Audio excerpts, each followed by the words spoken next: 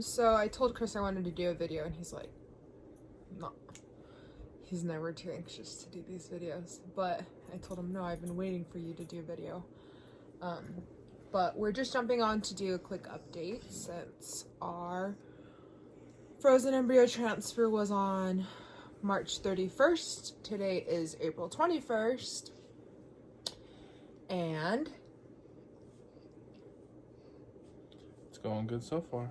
We are pregnant. That's what our dog thinks, because they have to put their 2 cents in every video. But anyways, so we are pregnant. I'm 5 weeks. Just over 5 weeks. 5 weeks, 5 days, 6 days technically from the transfer date. And like, I knew the Monday, so they usually will draw your blood like when you do in vitro fertilization and then you do a frozen embryo transfer. They'll usually draw your blood like 10 days to do your HCG levels. And I was like, this time around I was like, nope, I need to know. And so I think it was the first day I went in, and I remember I came in with a pregnancy test. And it was like, do you see a line? I was like, tell me what you see. And I was like showing it to him. Mind you, it's early in the morning. Yeah. And it was like a Sunday, and I was supposed to get my blood drawn on a Friday. So like, I'm literally like 6 days ahead, and I'm like, do you see a line? And he's like, I go, what do you see? And I don't think I asked him if he saw a line. I was like, what do you see? And he's like a really, really, really faint line. And I'm like, okay. Cause I wanted to make sure my eyes weren't playing games on me. And then, he was like, why are you testing? You're not supposed to do that. I go, I have to test for peace of mind. Like, I need to know, like, I just need to have this peace of mind. We've done a lot of things leading up to this. This is our 4th transfer for those of you that haven't seen our other videos. Our 5th embryo? Yeah, we've transferred 5 embryos. 3 failed. One, our last frozen embryo transfer resulted in a miscarriage. And so I just have been through this too much to not know. And like, I kind of can sense a little bit of early symptoms that I know, but I'm also on progesterone and oil and suppositories.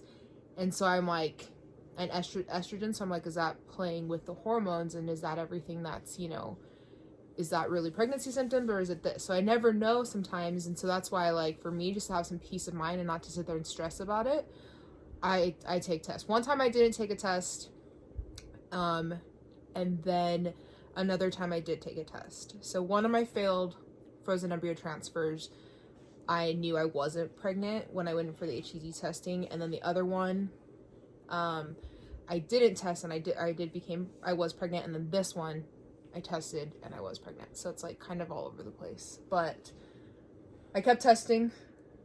He would ask me, did you take another test? I'm like, yep. Almost daily. And I would make sure that the line was getting darker to make sure my levels were going up. And so then, but I still wasn't, like, unfortunately with our situation, we're extremely cautious. Like, we told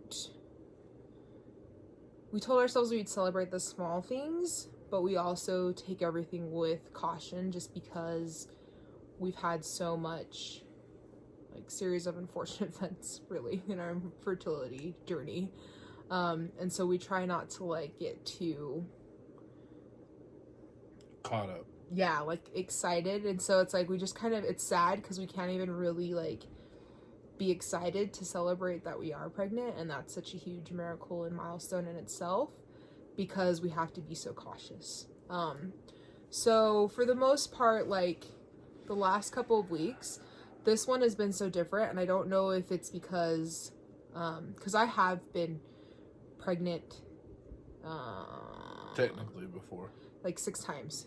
So I've gotten, far along where I can have symptoms like throwing up. Like, I'll never forget our first pregnancy. We were driving here to Utah from Colorado, and I was like, pull over now. And it's the longest drive of my life. Because anyway, between having to pee every 2 seconds and then, like, throwing up on the side of the road, like, it was crazy. So, like, I've totally had a lot of first pregnancy symptoms, so I know kind of what it entails, but this one's been really different in the aspect of just, and I know each one can be, but this one's just been, it's just been different in some things. And so I kind of told him, I'm like, well, like, everybody keeps asking, like, are you sick? Are you this? I'm like, no, not really, like, you know. So I was kind of worried about my HCG levels. And when they first tested, they tested at 246, which was better than our first pregnancy. And then they tested 4 days later, and it jumped to 2,000, which was huge because they usually look for like a doubling, and mine had like quadrupled like in the 3 days time, because like in a 72-hour period they're looking for that doubling time for your HCG levels. But my progesterone levels were a little low, so they put me on more progesterone and oil, and I went up to 200 for those of you that are familiar with IVF, 200 milligrams of suppositories on progesterone, and when I was only on 100 milligrams, and then I went to 2 milliliters of progesterone and oil. So when I was only on 1, that was to help my progesterone levels, and that was last Tuesday. Last Tuesday. So they're like, we're good, we don't need to see you till next Monday, because your levels are so good, and we just need to make sure that your progesterone is, you know, climbing up and going through. So we were like pretty confident, like, not, I don't want to say confident. We celebrated the baby steps. Yeah, like, we have celebrated the baby step. I passed, last week was like, we passed our last frozen embryo transfer. So I was like telling Chris that, I was like, hey, we just passed our last frozen embryo transfer and everything like that. And I kind of like feel like I cursed myself. But so it was like Sunday was quite an eventful day. I woke up, and we, like, some things had happened, and like I had started bleeding, and it came on pretty quick, and I was having cramping, and I was having, like, this might be a lot of information for people, but I'm sorry, but like I had clots, you know, I had 2 clots, and I was freaking out because that's usually how the cramping, the lower back pain, like the blood, red blood, is how a miscarriage, you know, starts, and then it just continues on. But then, so I called Chris in, and I showed him, and I was just like, I don't know what's going on. Like, I couldn't tell if I was passing tissue. Like, I was really freaking out. And so at that point in my mind, I was like, here we go again. Like, this is why we don't,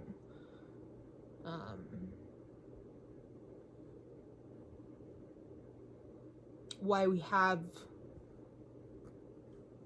we're so reserved, and why we have been through this journey, because I was just seeing us going through that again.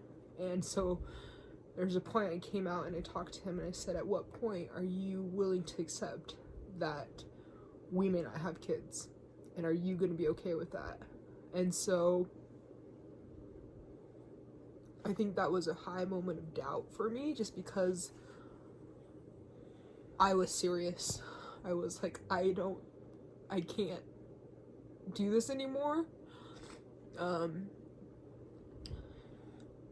Which I always start off that way. I always start off super like mad and angry and just like, I can't do this anymore. And then later down, after thinking, I'm like, okay, I can try again, you know. But this time I was just like, I had felt so confident about this specific transfer. We both had felt like we were guided to do this because we weren't planning on this. Dr. Folk, after my surgery, which was on February 21st, he was like, we need to have you do an embryo transfer 6 weeks from now. And I was like, because I was supposed to be in the middle of volleyball season, this was before, you know, the COVID-19 stuff and everything in quarantine.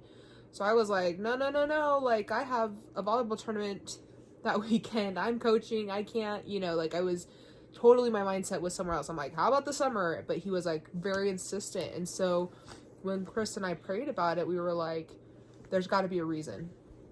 And just like watching General Conference, there was a part where Jeffrey L. Holland, in his talk, for those of you that are LDS, he had talked about Sariah praying and waiting.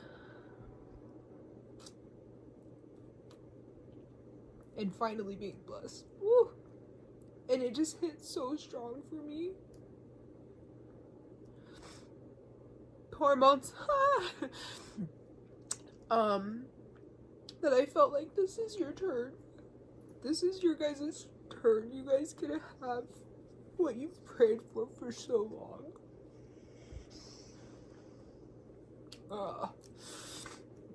So it was really, like, it really hit home, and I think both of us felt so confident about this whole process.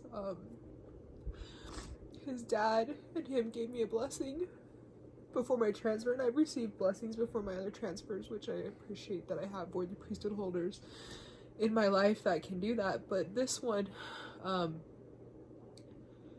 his dad gave to me in Tongan, and it was Chris and his dad.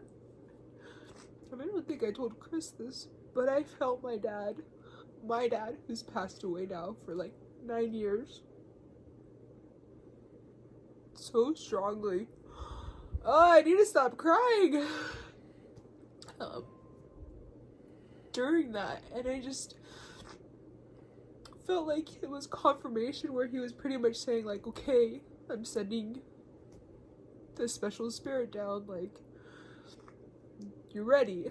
And I had just felt that this whole time. And so when Sunday happened, I think it was a big test of faith of like, why is this happening?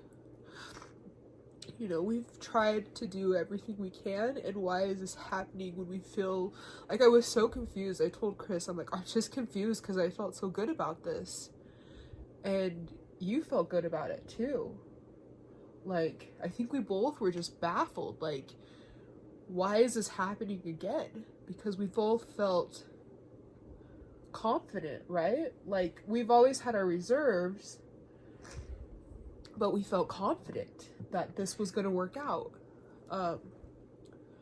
So I want you to talk a little bit so I can compose myself. Because I just feel like I'm like crying a lot. But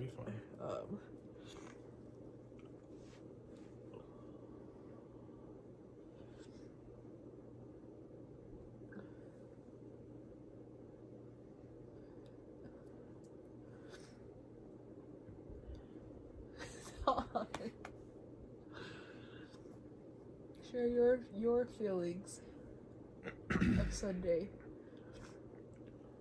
Well, it's hard to find the positive when you've had a track record like ours. But yet, you want to find the positive because of all the time you've invested into it and the emotional and physical stuff that you've invested into it. So you want to find the positive, but it's hard sometimes when you get the same symptoms as prior ones. So, I mean, we had to dig deep, and Sunday was a different kind of day. It's kind of I call them a missed day. You don't really know what's going on or what to do. You kind of distance yourself. So when you go back in your memories, it's kind of a missed day. Yeah. So. Like, it's just foggy. Yep. Because you're just numb. Like, you don't know how to react or what to feel because you don't want to, like... You don't want to lean either way. Yeah. Like, you want to be optimistic and hopeful and wish for the best, but you're protecting yourself to prepare for the worst. And so, like, Sunday, we kind of both had that, like, feeling, I feel like. I had done a little bit of research because right afterwards, I had pretty much stopped bleeding, which Right after they passed the second clot, it was like pretty much done, which is really usually when I miscarry, it's like a continuous thing. And so I came out and I told Chris, I go, this is different. I haven't continued bleeding. And he's like, huh.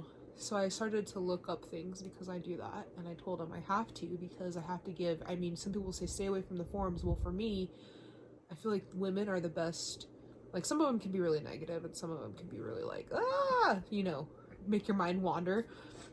But I feel like some of them describe exactly what you need to know because your body's going through something similar. And so I had looked up some things, and I was so tired that day. I told him, well, right before this, I had sent an email to my nurse practitioner saying, hey, I think I'm miscarrying, but the bleeding has stopped.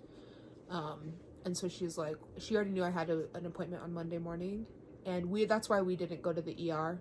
We've been through this enough times where we know what they do at the ER, and so we were just like, let's just wait for tomorrow's appointment, because we knew they were going to draw my levels. And then she was like, let's have an ultrasound. And I said, okay. So I told him that, and then right before we had taken a nap, I was like, I think it could be and I could be totally saying this wrong, subchorionic hematoa.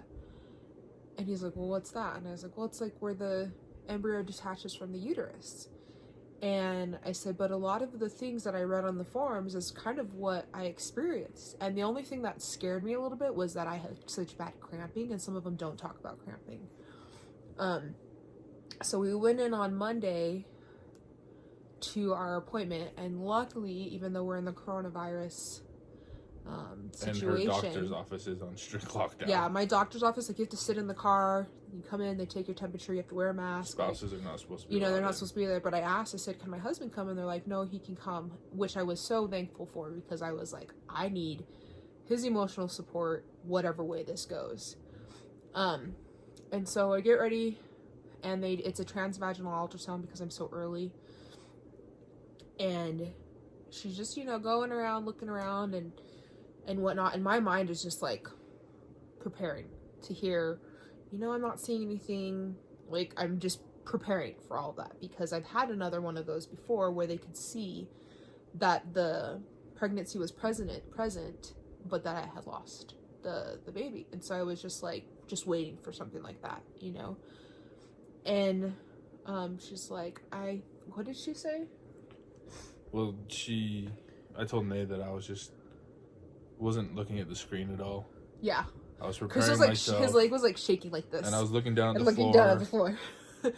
Waiting for her because we've had it before where they start off all nice and jolly and stuff like that, like positive, and then their tone changes. Yeah. So that's what I was kind of looking at the floor, waiting for her tone to change. Yeah. And then all of a sudden she goes, like, I looked up because she went, huh? Or no, she said, well, and I looked up and I saw like a little black spot. And then she didn't say anything after that. She kept moving around, like looking around the uterus and stuff like that. And then she came back to it. She goes, well, it looks like that could be the sac. Yeah. A sac. And she's like, it's still too early for it to have a heartbeat. Well, she says she said she was not 100% sure. She said, but yeah, she was pretty confident on that's what it was, because every time she would move around, it wouldn't move with it. Yeah, it was always that little black thing would stay the same way. And she measured it. And she measured it, and it was measuring at like 5 weeks. But she's like, well, that would be right. And then it had like gray around it. And so before she started, when I explained to her she's like, so you're having some bleeding? I'm like, yeah. And she's like, so it sounds like you have a subchorionic hematoa, which I was like, ding, ding, ding, because this was the other thing that was different for me between past miscarriages is I kind of feel like a disconnect when it happens. And I don't know if this one's just because of wishful thinking. I really don't know. But I don't feel that. I don't feel like I've lost anything. I don't, and so when she said that, I was just like, okay, maybe what I was feeling yesterday, because I told him that on Sunday. I was like, this feels different. It doesn't feel like other ones where like I instantly just feel like something's not there, And so that was huge. And she's like, well, we still have to, send it off to Dr. Folk and make sure that he checks everything out, and then we needed test her levels and stuff like this. But she was like pretty like confident. Yeah, and kind of like, okay, like this is no big deal, and I'm sitting there freaking out. Like, I don't know how many times I probably asked her, I'm like, did you see a sac? Did you see a sac? Did you see a sac? I mean, even when she called again later that day, I had asked her again. I was like, did you see a sac? And she's like, yep. And so I even asked him, I'm like, did she say she saw a sac? And he goes, yeah, hun. And I'm like, ah, like I couldn't, it was just like I couldn't factor that it was a possibility that there could still be something there. And so when she called me later that day, Chris and I, we were driving, and so we were both on the phone call, and she's like, well, your HCG levels did drop a little bit, and they went to 1946 or 56, so they dropped like 44, and they would have liked to see them in the 5,000s this week. But she's like, but Dr. Folk does believe that was a sac that, that we saw. And so what we're going to do is you're on strict bed rest for the next week, and you have another appointment on Friday, an ultrasound, but you have with Dr. Folk. Dr. Folk never does ultrasounds. Like, never. Like, I think he didn't, I don't even think he did my baseline ultrasound. The only time he's really in there is if you're doing a surgery, transfer or IVF. Like, he never does my Neupogens. He never does anything like that. Like, and so when she said that, I was like, ooh, is that good? Is that bad? And so yet again, I felt hopeful. I think if my HCG levels would have been higher, I would have felt even better. But today when I was talking to my main nurse practitioner, like through email, I was just like, she's like, how are you doing? How are you guys doing? And I just told her, I was like, I'm kind of a nervous wreck, because when you get to this point, you kind of want to know one way or the other. Okay, is this going to work, or is this not going to work? And so being in this limbo for like 5 days, not 2 days to see if your HCG levels drop, but like 5 days, I'm like, oh my gosh, I'm really learning patience through this, because this is crazy. And like today when she emailed me back, she was just basically saying like, make sure you adhere to the strict bed rest, which is why we're in the living room, because I'm on the couch. I've been on the couch most of the day, and I don't do well with bed rest. Chris hates it, because I don't, like, when I'm supposed to do my princess days, I don't do well. I just don't like, I like to be up and going. And so, that's hard, really hard for me to be put on bed rest, because I have to physically tell my mind, like, you can't get up and do anything. Like, you need to sit down and get up and go to the bathroom, shower, and that's it. Like, that's all. So, that's kind of where we are right now. Still hopeful. Yeah. Like, even when she sent me the thing back, she said the same thing, like, Dr. Folk saw a sac, but it's too early for a heartbeat, so that's why we're doing another ultrasound on Friday. So I'm like, okay. And she's like, but you want to make sure you're doing everything you can, and that's why he didn't take you off your meds, because I still take all my medications. The only thing they took me off of was the baby aspirin. And I haven't, knock on wood, I haven't had any further bleeding or cramping or anything like that. So fingers crossed. We are really, really, really hoping that Friday is good things. Good news. Good news. Like we said, like I keep asking him, and Chris probably hates it, because I'm like, what do you feel? What do you feel? What do you feel?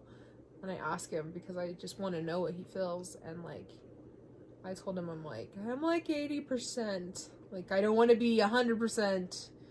And then, set myself up for like, what's the word? Grief, I guess. But, and this is how, even with me. How do you feel? What do you feel? It's there. How did you feel after yesterday's appointment? Different. What I mean?